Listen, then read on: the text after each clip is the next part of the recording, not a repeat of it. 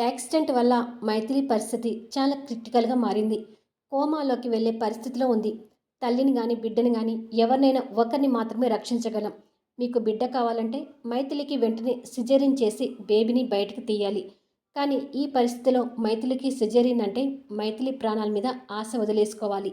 Normal delivery చేస్తే బిడ్డ ప్రాణాల మీద ఆశ వదిలేసుకోవాల్సి వస్తుంది.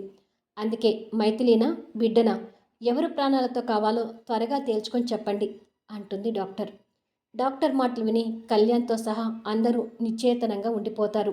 కళ్యాణ్ కళ్ళలో మాత్రం ఆగకుండా కన్నీళ్లు ప్రవహిస్తుంటాయి. రాజేశ్వరి, సూర్య కుమిలిపోతూ ఏడవటం కనిపిస్తుంటుంది. మైథిలి జ్ఞాపకాలు కళ్యాణ్ కళ్ళ ముందు కదలాడుతుంటాయి. అర్జున్, సంజన, అనసూయం గారు కూడా కన్నీళ్లు పెట్టుకుంటూ నిలబడతారు. పరిస్థితిని బట్టి డాక్టర్ ఇంకా తొందర పెడుతూ, మీ నిర్ణయం చెప్పడం లేట్ అయితే ఇద్దరిని కాపాడటం కష్టం. త్వరగా అందరూ నిర్ణయించుకొని చెప్తే మంచిది అని అంటుంది. కళ్యాణ్ వ్యక్తిత్వం ప్రకారం ఎవరిని కోరుకుంటాడు అనేది మీ కామెంట్స్లో తెలియచేయండి.